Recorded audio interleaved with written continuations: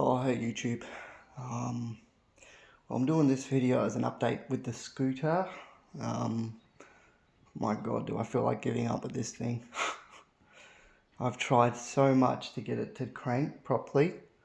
I even worked out what wasn't cranking the first time. I'll go through it with you guys. So I'll explain what I've done with it. So I have been able to get most of this Polini high-speed variator on. It had these springs with it, not that they're the we're going to get to that. These are main jets for a scooter, but they're 5mm and they don't fit it. Of course, it's the wrong size. These are wheel bearings. To get to the ones on the front, I need a tool I don't have. Again, just more problems. Well, that goes with that. What was I looking for? Oh, these. So the variator, I believe, came with these springs, but I don't know what these springs are actually for, because the old variator never had springs on it, so I don't know if they're needed or not. I have swapped the variator, and I swapped the belt, so it has a new belt and a new variator on it. Today, the only cover missing is this one that goes over the engine shroud. It needs cutting if I'm going to put it on there because of the water system on it.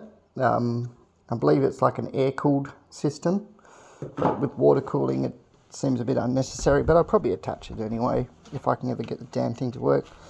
This is what it looks like complete, without all the bits and pieces off it, and actually it is a complete bike. There's your water pump down there. It's off a GY6 scooter, which is the Chinese one. Better in my opinion, easier to work on. Much easier. So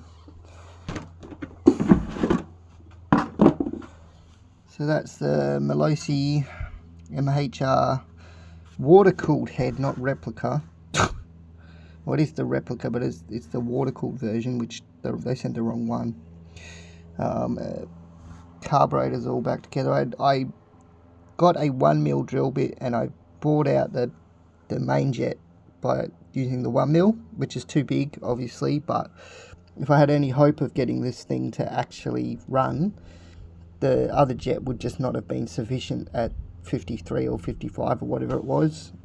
But it can be like a sort of like an in-between thing until I get the proper jet for it. Yep. I'm going to show you why it's so difficult in a minute. Has the Uzuni R exhaust on it to go with the Melosi head, the MHR one. I've reattached these. It's not the greatest, but yeah, I've tried to get all the covers back on properly, except for that, obviously. That's a pain to get that in. Yeah, they don't. I've had to cut away a lot of stuff and things like that to get it to that point.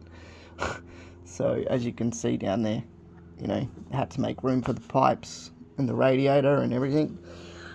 Not the end of the world, but yeah, it's dirty because it sat in the workshop for over a month. Well, not a month, 8 months. Right, now time so you can see how. I'm just going to move this chair so you can actually see me properly. You can see how difficult this thing actually is and understand my problem.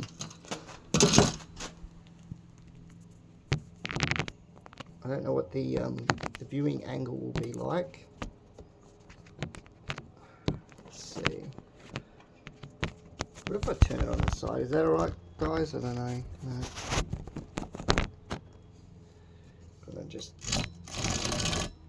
yeah, I don't know if this is going to work properly. I feel like the camera's pointing too much to the sky. I need to put something. I'll use it in the chair. Of course, this chair doesn't want to work. Okay. So I'll just move this bike forward a bit so you can actually see. And that's probably enough.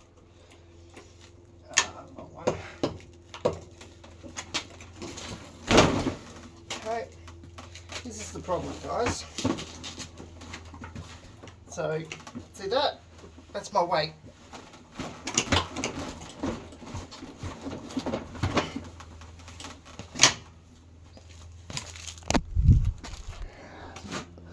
That should not be that difficult. Yeah, it shouldn't be that difficult where I can't kick that down. That's how tight that thing is. Now, what I've done to fix it is when I first put the head on it, I had to get it down with a block of wood and a what do you call it? Whatever. Fix that later. A block of wood and a dead blow hammer, which a lot of mechanics will be saying, no, don't do that. And I'll be like, yeah, I know. But what do you want me to do? I needed to get the thing to work. And I just didn't have any other way. I filed down, and when I took it off the second time, I put some oil down in the sump, which on a two-stroke you're not really supposed to do. But it was so gumped up and so jammed up that, you know, the oil was able to free it up, so it actually turned without the head on it. Then I put the head back on, tested it, did sort of turn, but not great. Then my brother suggested I check the ring gaps. I checked, and I've sort of corrected what I think was wrong there, and so I filed it down a little bit. Still nothing, guys. Like, you see how much effort I have to put in to just, yeah. And I couldn't tell you why this whole project has been like that. The rest of the project would go together had this stupid head go on properly, and it wouldn't be as it is, you know. It would actually probably work. But I'm not a miracle worker, and it's really exceeded my it's really exceeded my ability. So I'm just gonna what do you call it? I'm just gonna see if I can find someone that can finish this thing off, because I'll explain the whole situation, alright? Because a lot of people don't understand why I put so much effort into a Vespa scooter, an old Vespa scooter. So at the time, you know, I've been trying to get my wife to Australia so we can get married proper and not just, you know, be promised to each other. So officially, but in my heart, she's my wife. You know? So yeah, I don't need a piece of paper to tell me that.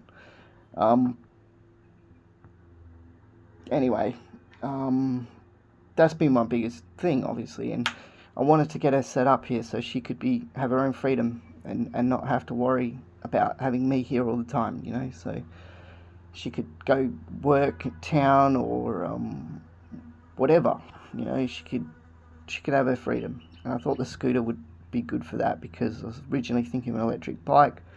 Electric bike for a cheap one's like $3,000 to $5,000, so it's expensive, and they're not road legal. They're only limited to a certain amount of speed, which is probably fine, but you know, one thing you could say about it is it probably worked. But yeah, thought that would be alright for her. And my brother was selling the scooter. He got it off a friend and he sold it to me because he'd lost his license and he needed you can ride a scooter without a license, so it was or something like that, you know. So it was supposed to be like, you know, as a in-between thing for her, but yeah. Anyway, so the whole thing was for Rona, and when I first got it, I fiddled around with it a bit, got it okay, was running okay, worked okay and everything. The only thing I had issues with the rear brake and the fact that it was slow, so slow. That's why I decided to change the head, and I thought it was old, so it was probably worn out. So it was probably a no-brainer there.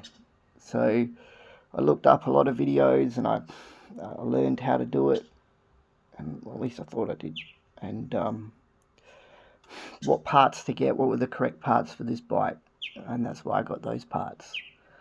Because I originally just wanted to change the cylinder head, and I thought that would be enough, but then it said no, you can't do that, you can't just change the cylinder head, you have to change the jet on the carburetor, you have to change the exhaust to match, otherwise it doesn't work. And then the clutch system won't work either, like you need like a new belt and possibly a new spring, but they come as a kit. So I thought, alright, so I get these parts. I did what I could with it at home, and then I sent the thing to the mechanic because it exceeded my skill level. So I was like, all right, get this thing done. I told him, take your time. There's no rush with it. Rona's not going to be here for a while, so there's no need to worry. Well, he took the piss with that, and he spent like 8 months with it at his shop. He didn't really do any work on it. He fiddled with the head a bit, but he didn't he basically. He's like, oh, it's too tight. But, you think a mechanic would be able to solve that problem and go, okay, well, if I shim the pistons, if I rings, if I do this, if I do that, maybe I can get the thing to work for him. I mean, he's paying me to do this job, so fair enough, I'm a mechanic. That's my job. I fix engines and I rebuild stuff. I mean, he can rebuild a flipping car engine, but he can't work on a scooter, apparently. And it sat there for 8 months. He had issues and it came back to me, and I've been working on it because I really wanted to get this thing right for her. To me, this is like, it's just supposed to be a little thing to say, hey, you got this freedom now when you get here. It's just been a nightmare, and so I had a long weekend this weekend because we have public holiday in Western Australia, King's birthday, so I honestly thought I was going to get it wrapped up by Sunday, and yeah, I'm afraid not. It is that tight. I even went and got I'll show you in a minute, a proper impact gun to turn the engine, because I thought, well, look, it might just be getting gumped up, it might just be jammed up, whatever, but might need a bit of force. Get the thing turning and then it'll work. That's how I accidentally got the variator off. I was like, oh, I was having a go with that bolt, and then tried it from the other side. It didn't work. So, yeah, look, I've tried everything. I've stuck the bike back together now, so the bike is a complete bike. The rest of the stuff is basically finishing off stuff. Like, get the engine working. I can connect up they can connect up the water pump to the ignition system.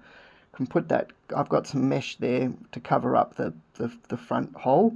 So, yep, and some mesh to go, and some foam to go over the water pipe so you don't burn your foot. Yeah, so, and I got some paint to repaint, make it look nice and new. I put a lot of effort into this, guys. The bike cost me $1,250. The parts cost me about $1,500. So that's why I'm invested with this bike. You might say, oh, why did you put so much money into it, man? Like, it's very clear it's not a good bike. At the time, it's what I could afford, and I thought it was going to be all right when I was done. And in my head, it seemed like a really good idea. Not many people in Western Australia do this with scooters. I thought it was going to be a great scooter when it was done, and it would be, quite good for traffic, keep up with traffic. Well, yeah. Like, I even fixed the speedo in the thing. The thing had broken speedo. Couldn't even tell how fast you were going, and I fixed that. Got up to about 52 originally, so that was its top speed. Yeah, so I thought if it could do about 80 k's an hour, it would be good for traffic, because the fastest anything goes around where I live, it's 80 k's an hour. So if you could keep up with traffic, then I thought it would be safe. Like, if everything worked on it properly, it would be a good bike to get around on. Anyway, let's have a look at that gun thing, which is down here. So that's it there. I got one of those. It actually works quite well. Actually, nothing wrong with the tool, and even though Rona will kill me for buying a new tool, I can use it for other jobs. So it's not the end of the world to have a new tool. And it's capable of 230 newton meters of torque, so it's a half-inch wrench. Obviously, it says it right there. So it's decent, you know. And I will say the ET2 stuff isn't actually that bad. Some people might poo-poo it, but for the average person, it's probably fine. Yeah. So